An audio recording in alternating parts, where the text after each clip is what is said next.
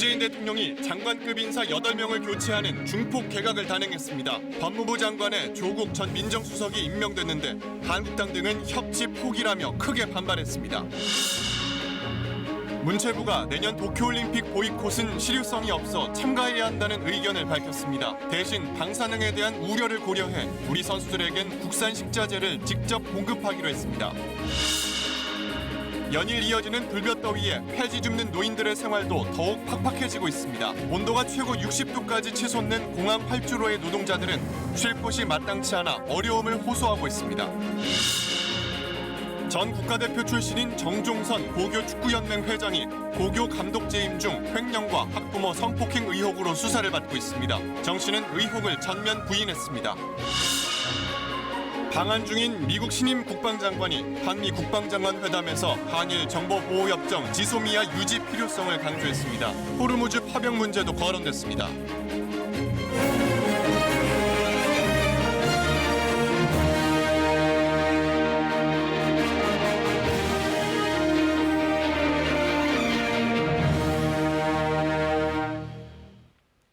여러분 안녕하십니까? 금요일 밤 9시 뉴스입니다. 문재인 대통령이 장관급 8명을 교체하는 중폭 개각을 단행했습니다. 이슈의 중심은 역시 법무부 장관에 지명된 조국 전 민정수석입니다. 조 전 수석은 충무공 이순신 장군의 한시 서해 맹산을 일성으로 꺼내들었습니다. 바다에 서약하고 산에 맹세한다. 이런 정신으로 개혁을 완수하겠다는 겁니다. 예상대로 한국당 등 야당의 반발이 만만치 않습니다. 야당의 전쟁을 선포했다, 협치를 포기했다라는 얘기가 나왔습니다. 첫 소식 정성호 기자가 보도합니다. 예상대로였습니다. 문재인 대통령이 법무부 장관으로 조국 전 민정수석 카드를 택했습니다. 검찰개혁, 법무부 탈검찰화 등 핵심 국정과제를 마무리하고 공정하고 정의로운 법질서를 확립해 나갈 것으로 기대합니다. 사법개혁을 설계한 전임 민정수석에게 사법개혁의 완성까지 맡기겠다는 뜻입니다. 야권의 반발에도 정면 돌파를 선언한 셈입니다. 2주 만에 민정수석에서 장관 내정자로 카메라 앞에 선 조국 전 수석은 이순신 장군의 한시로 소회를 밝혔습니다. 서해 맹산, 바다에 서약하고 산에 맹세한다는 말로 개혁 완수에 대한 의중을 표현했습니다. 서해 맹산의 정신으로 공정한 법질서 확립, 검찰개혁, 법무부 혁신 등의 소명을 완수하겠습니다. 예고했던 대로 보수 야당의 반발 강도 역시 높았습니다. 전쟁 선포다, 협치 포기다 등의 반응이 나왔습니다. 8년 전 이명박 정부 때 당시 민주당이 권재진 민정수석의 법무장관 직행을 문제 삼지 않았었냐는 비판도 있습니다. 검찰 장악에 이어서 청와대 검찰을 하나 더 만들겠다라는 강한 의지의 표명으로 보입니다. 국회와 싸워보겠다는 그런 의지를 담은 것이 아닌가. 그리고 들러리 내각의 연장선상이다. 조 내정자로서는 공수처 설치나 검경 수사권 조정 등의 사법개혁 완수를 위해 국회의 협조가 필수적인데 출발부터 야당은 인사청문회를 벼르고 있습니다. KBS 뉴스 정성호입니다. 규모로 따지면 이번 개각은 현 정부 들어 최대 폭의 인사입니다. 이로써 2기 내각이 완성됐다는 게 청와대의 설명입니다. 학계 전문가와 관료들이 전면에 배치됐다는 점이 특징입니다. 이어서 홍성희 기자입니다. 이번 개각에서 눈에 띄는 또 다른 장관 후보, 최기영 과학기술정보통신부 장관 내정자입니다. 서울대 전기정보공학부 교수로 비메모리 반도체 분야의 세계적 석학입니다. 일본의 수출 규제에 대응한 인사라는 평가인데 최 내정자도 일본의 수출 규제 대응을 최우선 과제로 두겠다는 입장문을 냈습니다.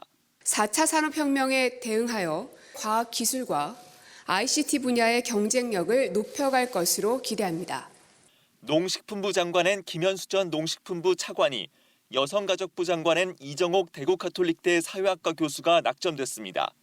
장관급인 방송통신위원장엔 한상혁 민주언론시민연합 공동대표, 보훈처장엔 박삼득 전쟁기념사업회 회장, 금융위원장엔 은성수 한국수출입은행장, 공정거래위원장엔 조성욱 서울대 경영대학 교수가 발탁됐습니다. 38년 공정위 역사상 첫 여성 내정자인 조 교수는 서울대 경영대의 첫 여성 교수라는 기록도 가진 기업 지배구조 전문가입니다.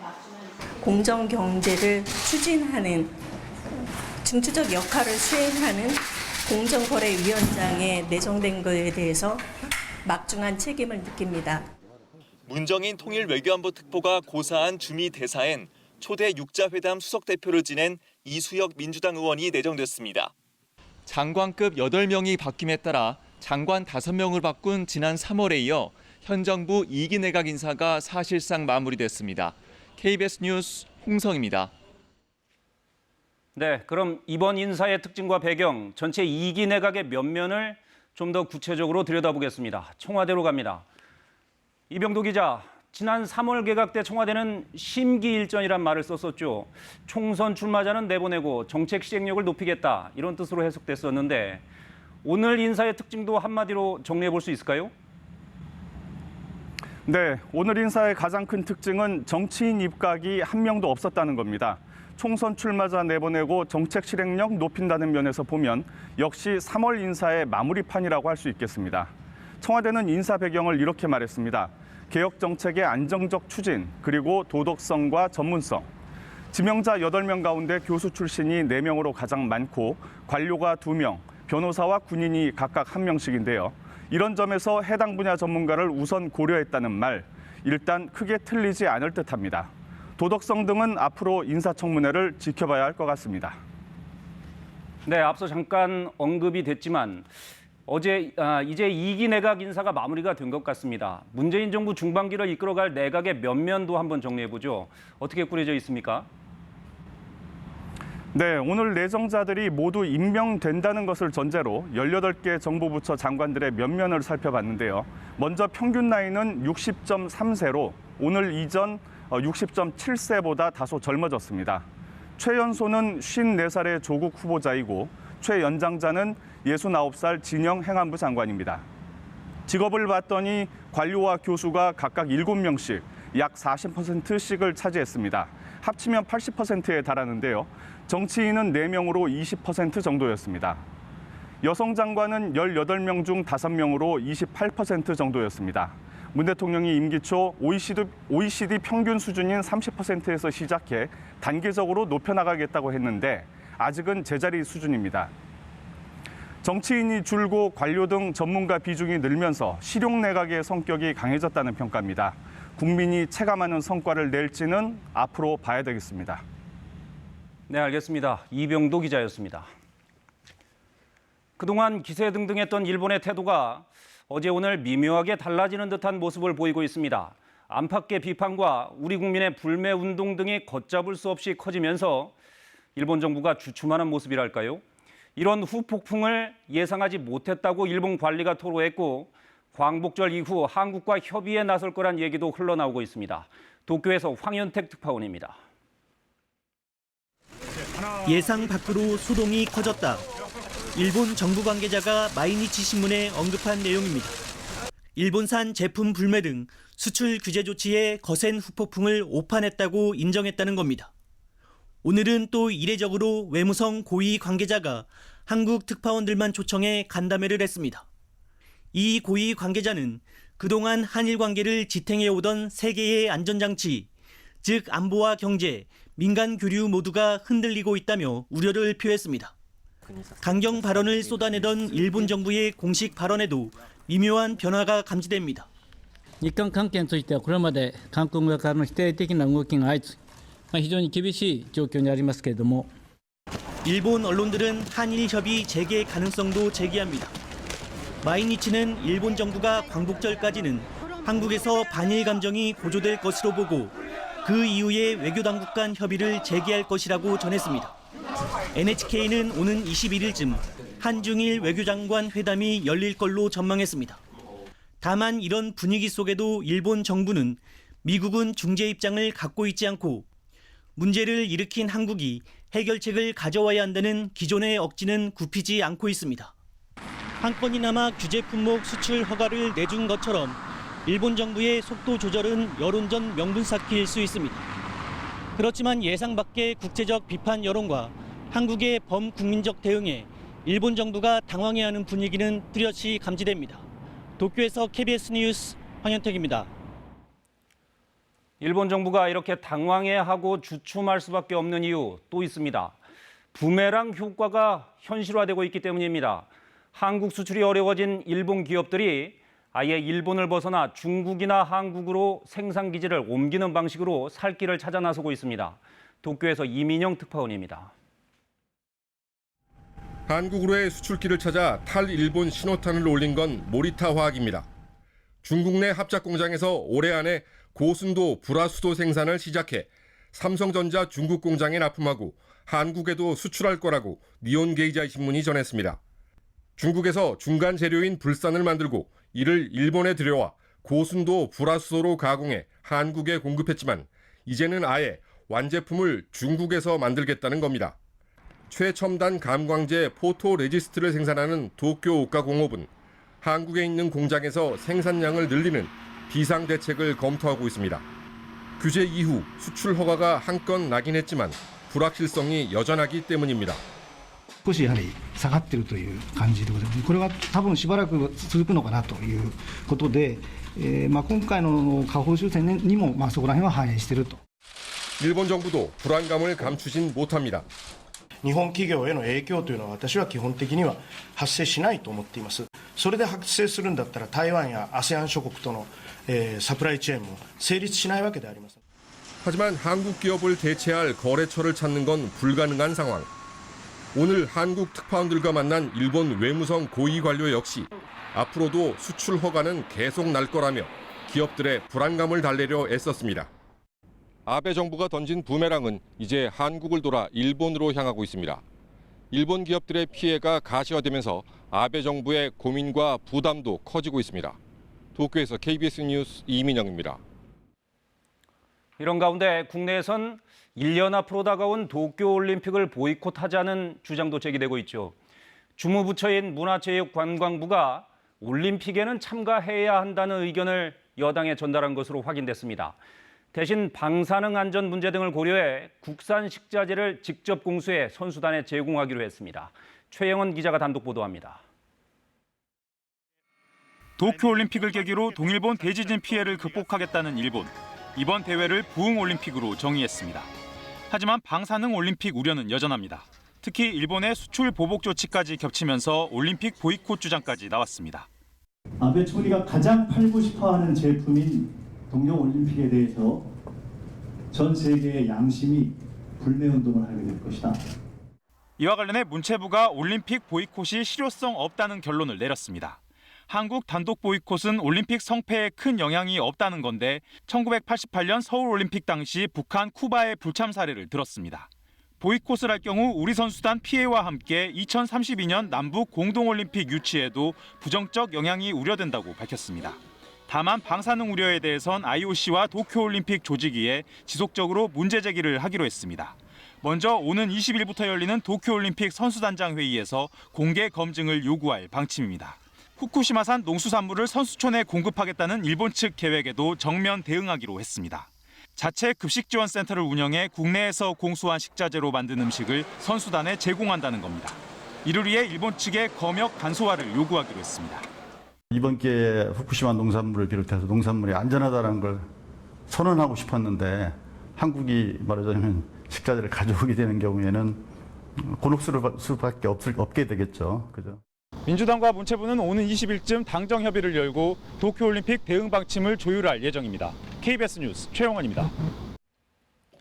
한국 콜마 회장이 직원 조회에서 아베를 대단한 지도자라고 추켜 세우고 여성을 비하하는 내용의 막말 영상을 틀어서 물의를 빚고 있는데요.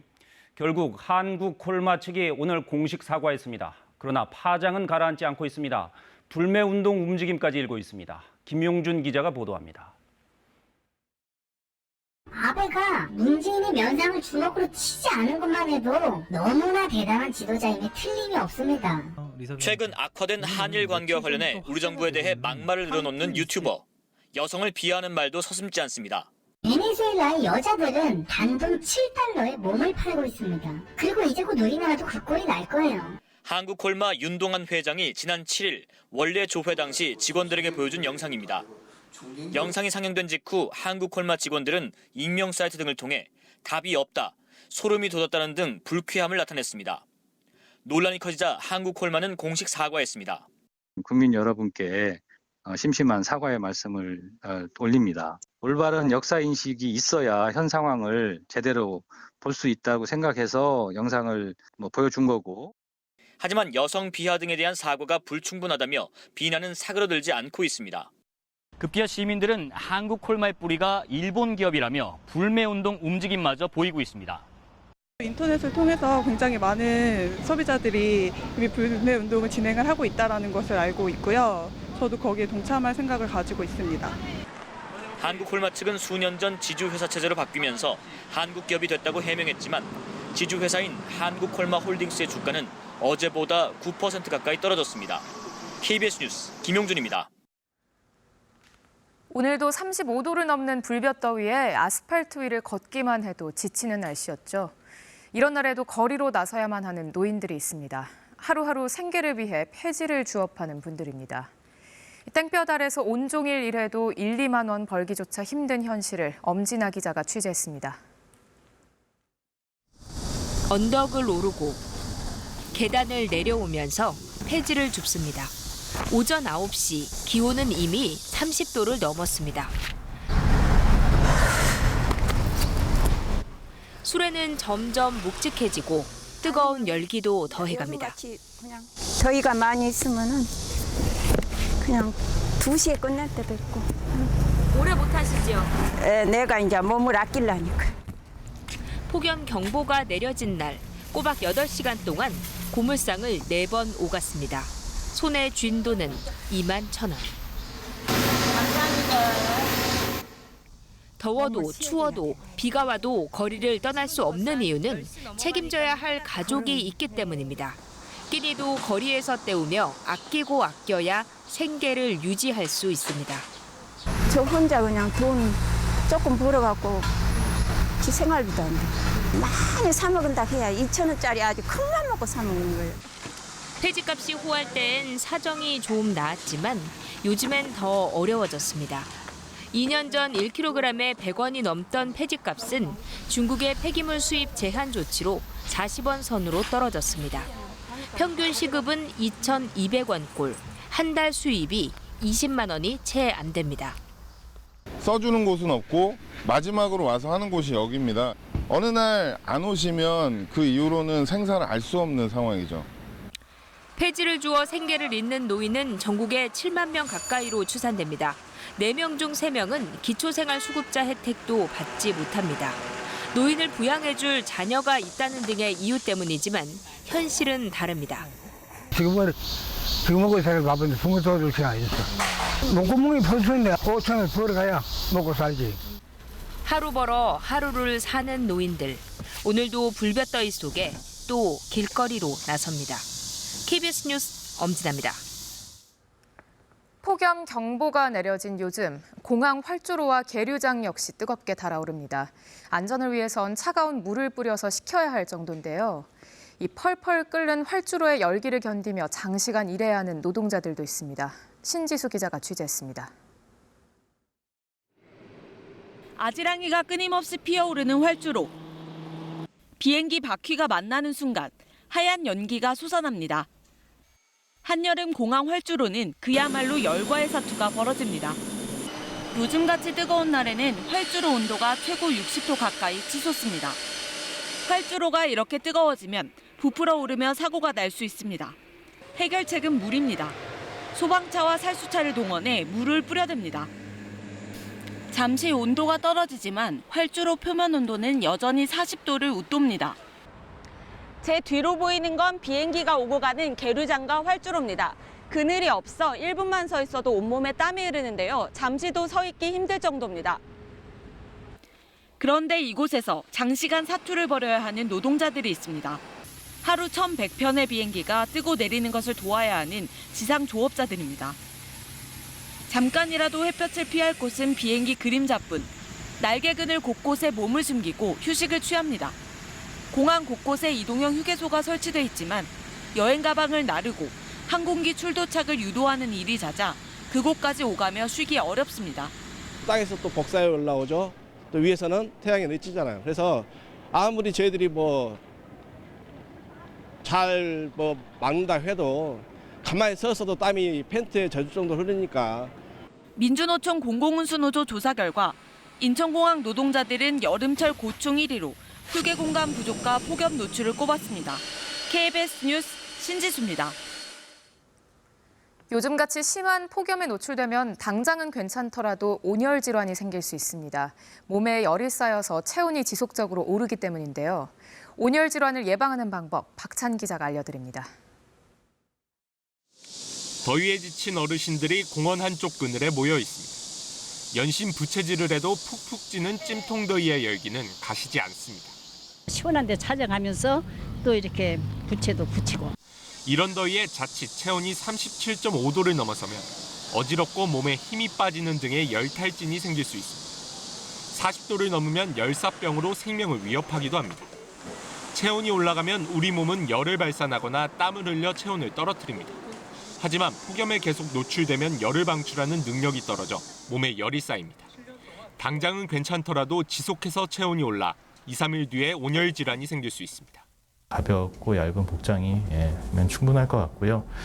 햇빛에 노출되는 경우 가릴 수 있는 양산이나 이제 그늘을 만들 수 있는 것들이 도움이 될 수는 있겠습니다. 특히 노인들은 더위를 잘 못 느끼고 땀을 분비하는 능력이 떨어져 온열 질환에 취약합니다. 되도록 한낮 땡볕을 피해 집안이나 가까운 무더위 쉼터 등을 찾아 더위를 식혀야 합니다. 땀도 나고 짜증도 나고 여기 있으면 그런 게 없잖아. 일단은 마음도 편안하고 시원하고. 탈수 상태가 되지 않도록 목이 마르지 않아도 하루 1.5리터 이상 물을 마시는 게 좋습니다. 자주 목욕을 해 체온을 떨어뜨리는 것도 필요합니다. 갑자기 찬물에 노출되면 혈관이 급격히 수축해 심혈관 질환이 생길 수 있는 만큼 미지근한 물로 샤워하는 게 좋습니다. KBS 뉴스 박찬입니다. 한때 축구 국가대표까지 했고 지금은 서울의 한 고등학교 축구팀 감독이자 고교축구연맹 회장인 정종선 씨가 경찰 수사를 받고 있습니다. 수억 원대 횡령 혐의에다 학부모들을 성폭행했다는 의혹까지 불거졌습니다. 정 씨는 혐의를 전면 부인하고 있습니다. 박민경 기자가 보도합니다. 축구 국가대표 수비수 출신의 정종선 씨. 정 씨는 서울 강남의 한 고등학교 축구팀 감독으로 일하며 팀 운영비 등을 가로챈 혐의로 지난 2월부터 경찰 조사를 받아왔습니다. 그런데 경찰 수사 도중 정 씨가 술자리에서 선수의 학부모를 성추행하고 심지어 또 다른 학부모를 성폭행까지 했다는 의혹이 제기됐습니다. 경찰은 최근 정 씨에게 성폭행당했다는 학부모 진술을 확보한 것으로 알려졌습니다. 정 씨가 횡령했다는 금액은 5억 원가량으로 축구팀 운영비 명목으로 학부모들에게 지원받은 돈으로 전해졌습니다. 현재 고등학교 축구연맹 회장을 맡고 있는 정 씨는 횡령과 성폭행 등 모든 혐의를 부인하고 있습니다. 그런 일이 없고 선수들 묻는 김장비를 그걸 갖다가 어떻게 횡령을 합니까? 돈 10원도 횡령한 적이 없습니다. 정 씨가 소속된 고등학교는 정 씨를 대기 발령 조치했습니다. 상황이 엄중해서 좀 이제 어려운데 일단은 지금 조치는 대기 발령 조치를 했고요. 불안해하고 또 부모님들도 있고 애들도 있고 해서. 대한축구협회는 스포츠 공정위원회에 정 씨를 회부하고 오는 12일에 회의를 열어 징계 수위를 논의할 예정입니다. KBS 뉴스 박민경입니다. 내일 모레가 말복인데 동물 학대 문제 한 가지 짚어보겠습니다. 최근 동물권에 대한 인식이 많이 높아졌지만 여전히 동물 학대 사건이 심심치 않게 터지고 있습니다. 그렇다면 이들 사건의 처벌은 어땠을까요? 아무리 동물을 학대하고 많이 죽여도 실형은 거의 선고되지 않고 있습니다. 법원이 동물 학대 범죄에 지나치게 관대하다는 지적이 나오고 있습니다. 김성수 기자가 취재했습니다. 경기도 김포에 있는 개 사육장. 비좁은 철창에 개 여러 마리가 갇혀 있고 주변에서 불에 그슬린 개 사체까지 발견됩니다. 동물보호법에 규정된 동물학대 행위로 최대 2년 이하의 징역 또는 2천만 원 이하의 벌금에 처해질 수 있습니다. 그렇다면 이와 유사한 동물학대 행위가 실제 재판에 넘겨졌을 때 법원의 판단은 어땠을까요? 1년여 동안 300마리의 길고양이를 포획해 끓는 물에 산채로 넣어 죽인 뒤 건강원에 판매한 50대. 법원의 판단은 집행유예였습니다. 생계를 위한 행위였다는 이유에서입니다. 개 9마리를 맹독성 살충제를 먹여서 죽인 피고인들에게도 주인과 합의했다며 실형이 선고되지 않았습니다. 최근 3년간 동물보호법 위반 혐의로 검찰이 기소한 512건 가운데 실형이 선고된 경우는 4건뿐. 이마저도 동물학대만으로 처벌된 게 아니라 다른 혐의도 있었기 때문에 실형이 나왔습니다. 처벌이 약하다 보니 법을 비웃는 사람들마저 나타났습니다. 동물학대가 되는 줄 알지, 성립이. 동물보호법이 개 같은 법이야. 잔혹한 동물학대 행위가 끊이지 않으면서 보다 엄하고 실효성 있는 처벌로 경각심을 줘야 한다는 목소리가 나옵니다. 동물 학대가 더 만행하게끔 하는 근본적 이유거든요. 왜냐하면 그 범죄자들이 내가 이러한 행위를 해도 그동안 나랑 비슷한 행위를 했던 행위자들이 한 번도 처벌을 받은 적이 없다. 최대 징역 2년인 법정 최고형을 높이고 동물 보호교육 이수 명령 등을 위한 제도 마련이 시급하다는 지적입니다. KBS 뉴스 김성수입니다. 한일 정보보호협정 지소미아 연장을 결정해야 할 시점이 이제 보름 앞으로 다가왔는데요. 서울을 방문 중인 미국 신임 국방장관이 한미 국방장관 회담에서 지소미아 유지의 필요성을 강조했습니다.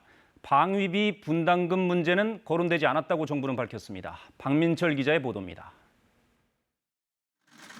취임 후 첫 방한한 에스퍼 미국 국방장관과 마주 앉은 정경두 국방장관. 화두에서 얼어붙은 한일 관계를 직접적으로 언급했습니다. 일본은 안보 상황의 문제를 제기하면서 우리나라에 대한 수출 규제 및 화이트리스트에서 제외하는 경제 보복 조치를 발표하여 한일 관계와 한미일 안보 협력에 악영향을 초래하고 있습니다. 에스퍼 장관은 한미 동맹이 동북아 평화 안보의 핵심 축이라며 지역 안보를 위한 협력을 강조했습니다. We go together in support of that vision by enhancing our already strong defense cooperation and continuing our work on key areas of regional security. 에스퍼 장관은 특히 한미일 3자 안보 협력의 중요성을 강조하며 한일 군사정보보호협정 지소미아의 필요성을 거론했습니다.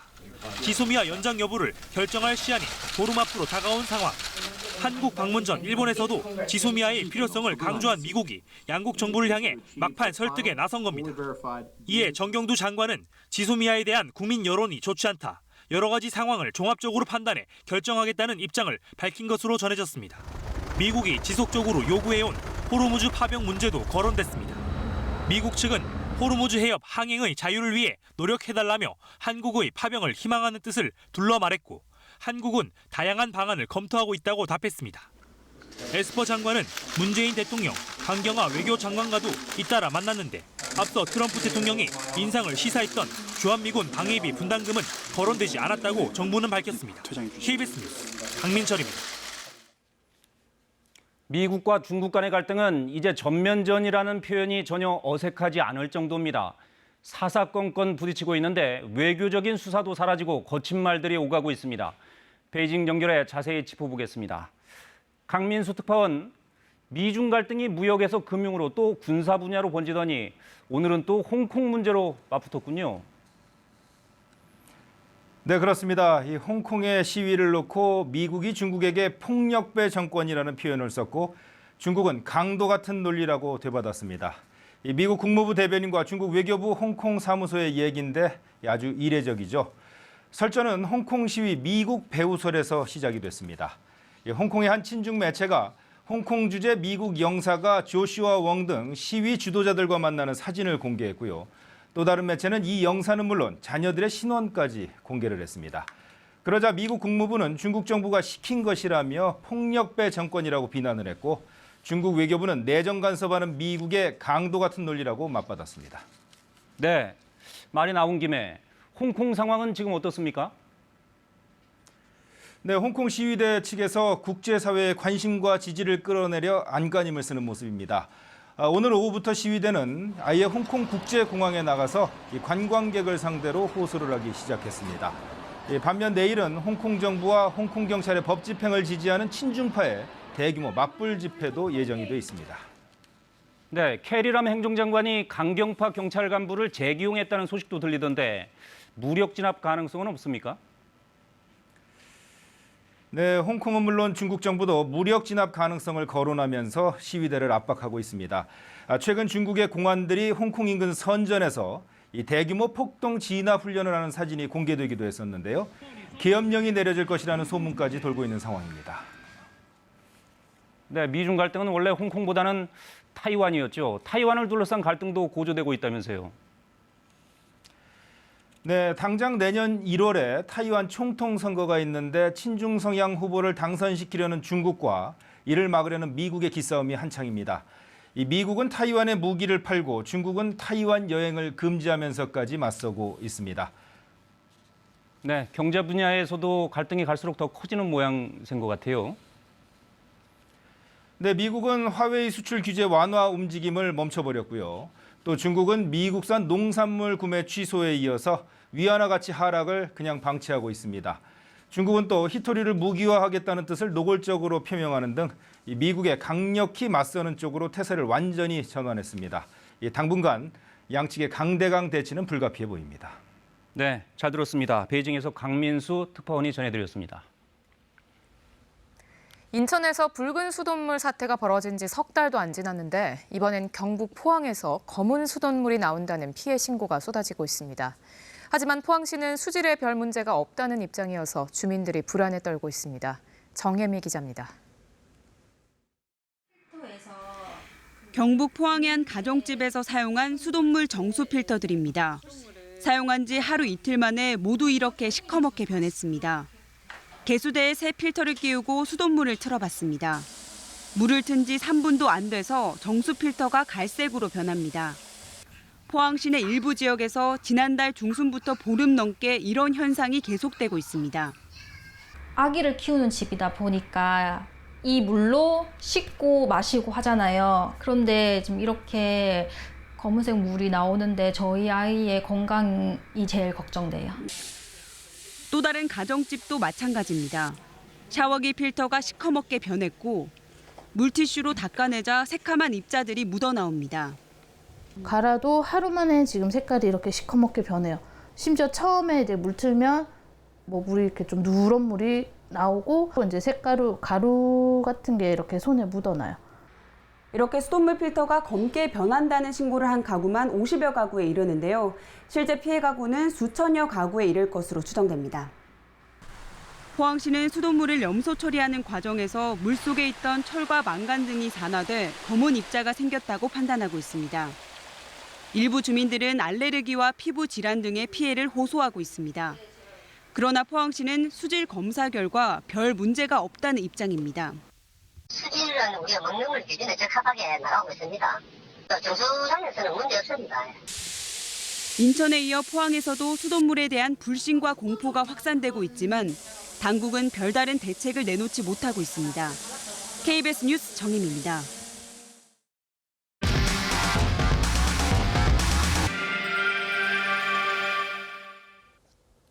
5세대 이동통신 5G 가입자가 200만 명을 넘어섰지만 신호가 자주 끊기는 등 품질에 대한 불만이 끊이지 않고 있습니다. 저희가 직접 취재를 해봤는데 5G 이용 가능 지역으로 표시된 곳은 물론이고 기지국 바로 앞에서도 제대로 연결되지 않는 것으로 확인됐습니다. 심지어 LGU+는 아예 신호조차 잡히지 않는 곳도 있었습니다.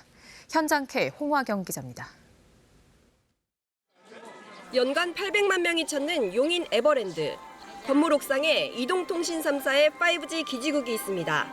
5G 통신은 잘 연결될까? 기지국 바로 앞이지만 SK텔레콤과 KT 5G 통신이 자꾸 끊깁니다. 측정 방식이나 위치에 따라서 신호 세기가 달라져서 5G나 LTE를 오가는 것처럼 볼 수 있습니다. 단말에 따라서도 조금 차이가 있는 것 같습니다. LGU+는 5G 신호를 아예 못 잡습니다. 이리저리 옮겨봐도 마찬가지입니다. 속도가 몇 배 더 빠르다 해가지고 샀는데 똑같더라고. 하루 유동인구 3만여 명인 한 지하철역 주변.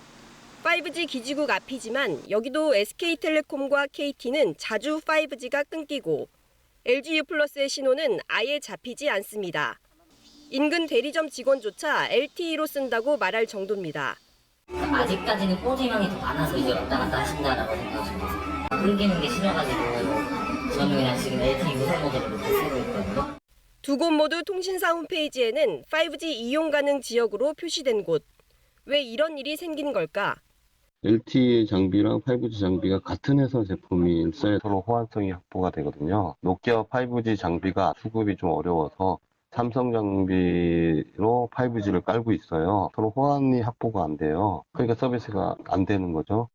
LG U+의 경우 5G가 LTE 네트워크를 일부 쓰기 때문에 두 망의 장비가 같아야 5G도 연결되는 방식을 씁니다. 그런데 5G와 LTE 장비가 서로 달라 기존 LTE 장비까지 맞춰서 바꾸고 있는데 아직 교체가 안 된 곳은 연결이 안 된다는 설명입니다. 그런데도 LG U+는 실제 연결도 되지 않는 곳까지 5G 이용 가능 지역으로 표시한 겁니다. 5G는 설치가 되면 이게 커버리지 맵하고 연동이 돼서 표시가 돼요. 준비는 돼 있는데 지금 LTE 문제 때문에 서비스가 제공이 안 되고 있는 상태가 되는 거죠. 결국 5G 이용 가능 지역으로 표시된 다른 지역에서도 실제로는 5G 연결이 안 될 수 있다는 얘기입니다. 5G 통신이 상용화된 지 넉 달.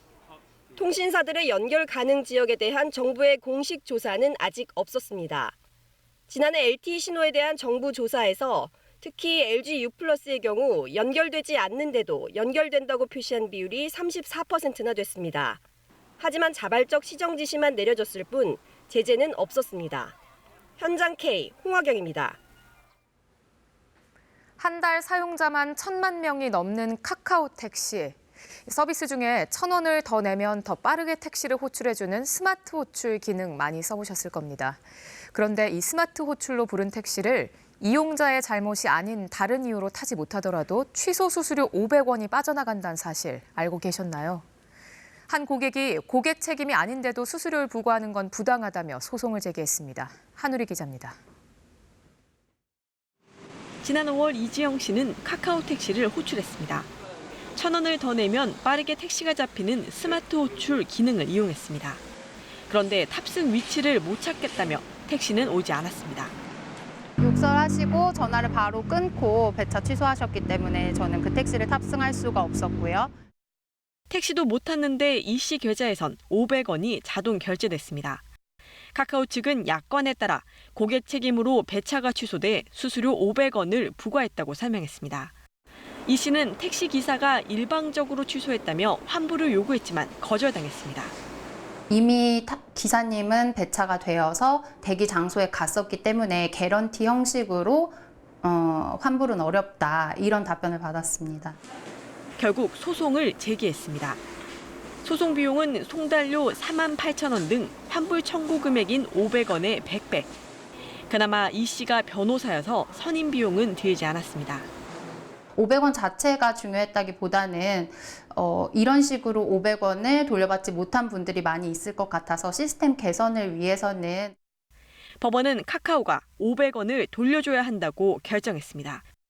카카오는 그제야 500원과 함께 사과문을 이 씨에게 보냈습니다.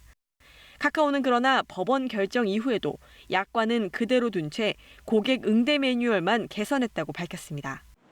해당 약관에는 여전히 시스템 오류 등이 있을 경우 환불한다고만 돼 있어 이용자의 잘못이 없더라도 500원 취소 수수료를 내야 할 가능성은 남아 있습니다. KBS 뉴스 한울입니다. 광복 직후 러시아 사할린에서는 강제 동원으로 끌려왔던 조선인들이 일본인들에게 집단 학살당했습니다. 가장 대표적인 게 미즈호 마을 학살 사건인데 지금까지 알려진 것과 달리 희생자가 훨씬 더 많았던 것으로 확인됐습니다. 이정훈 기자입니다. 러시아 사할린의 강제 동원으로 끌려간 조선인들에게 광복은 비극의 시작이었습니다. 1945년 8월 20일부터 엿새간 사할린 미조 마을에 살던 조선인들은 일본인들에게 집단 학살을 당했습니다. 같이 사는 마을 사는 사람들이 같이 모아서 이제 댕기면서 사람을 죽였어요. 한 식구에 몽땅 다. 6개월 된 갓난아이 등 어린이 6명도 잔혹하게 희생됐습니다. 흉부와 그다음에 아마 복부 아래쪽에 이런 쪽에 큰 상처가 있는 걸로 보입니다. 조선 사람들이 스파이 짓을 해서 일본이 전쟁에 졌다며 헛소문을 내고 집단 학살을 자행했습니다. 과거 이 사건을 조사했던 우리 정부는 미조 마을의 희생자가 27명인 것으로 결론 내렸습니다. 하지만 KBS가 새롭게 입수한 당시 소련 등의 문서를 보면 희생자가 최소한 35명이 넘는 것으로 드러났습니다. 당시 소련의 공식 문서인 재판 기록에는 일본인들이 조선의 어린이 등 약 35명을 몰살했다고 기록돼 있습니다. 또 일본 경찰들도 조선인 피난민 등 18명을 살해하는 등 대량 학살이 곳곳에서 벌어졌다는 증언들도 잇따르고 있습니다. 조사의 기한이 상당히 늦춰진 측면들이 역시 과거사 조사의 큰 한계다. 그리고 국가가 사실은 이런 부분에 대해서 좀 더 지원을 하고 조사를 하고 이제라도 살린 조선인 집단 학살 사건에 대한 정부 차원의 전면적인 재조사가 필요하다는 목소리가 높아지고 있습니다. KBS 뉴스 이정훈입니다. 네, 뉴스주민 정윤섭 기자 나와 있습니다. 자, 정 기자 시작해보죠.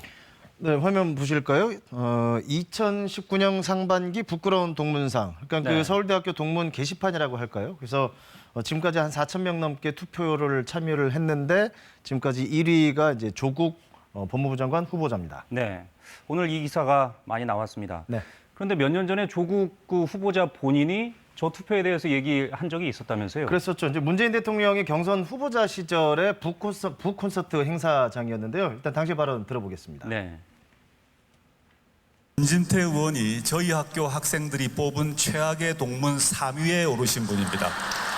1위는 우병우, 2위는 조윤선, 3위는 김진태입니다. 그때 이제 자유한국당을 비판하면서 한 말이었죠. 네, 그런데 지금은 정작 본인이 1위가 되는 아이러니한 그런 상황이 됐네요. 그렇죠. 그러니까 조 후보자가 그때 언급했던 김진태 의원 오늘 페이스북에 글을 올렸는데 네. 2년 전 잣대를 자신에게도 적용을 해봐라 이렇게 비꼬는 말을 남기기도 했었고요. 네.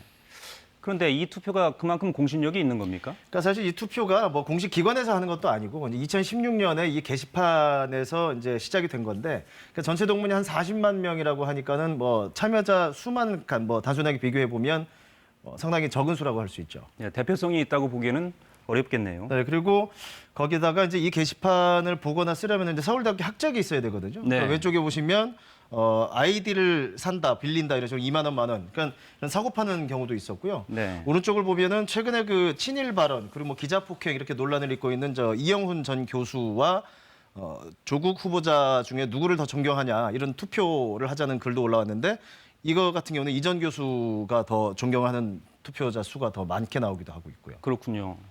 저 결과는 좀 당혹스러운데요. 네.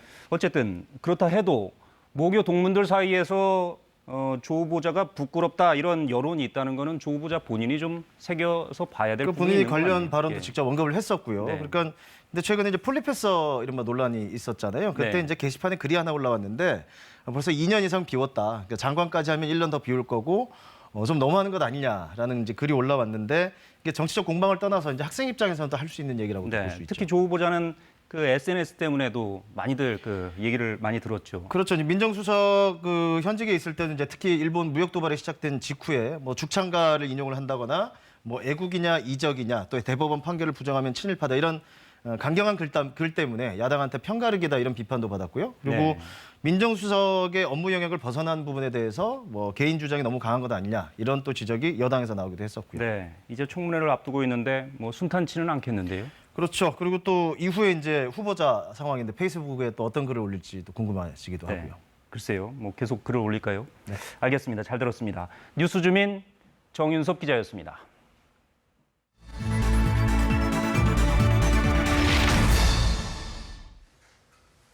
일본의 수출 규제로 두 나라 정부가 맞선 상황에서 일본 제품 불매 운동도 거센데요. 민간, 특히 문화예술 분야에서는 차분하게 교류를 지속하는 흐름입니다.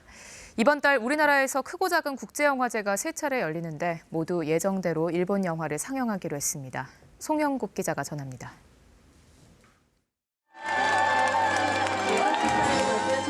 제천 국제음악영화제 개막식, 빗속에서도 2천여 명이 모였습니다. 일본인 초대 손님들도 예정대로 참석했습니다.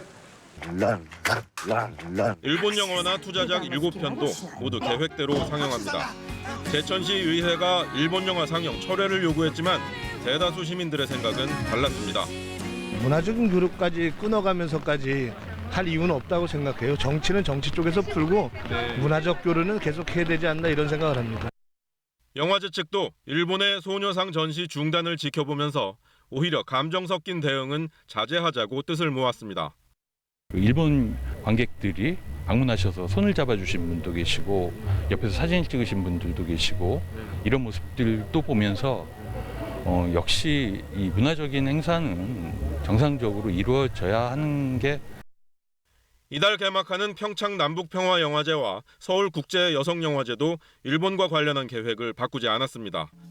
최근 우리 시민들의 불매운동이 성숙해지는 흐름과 같은 맥락이라는 분석이 나옵니다.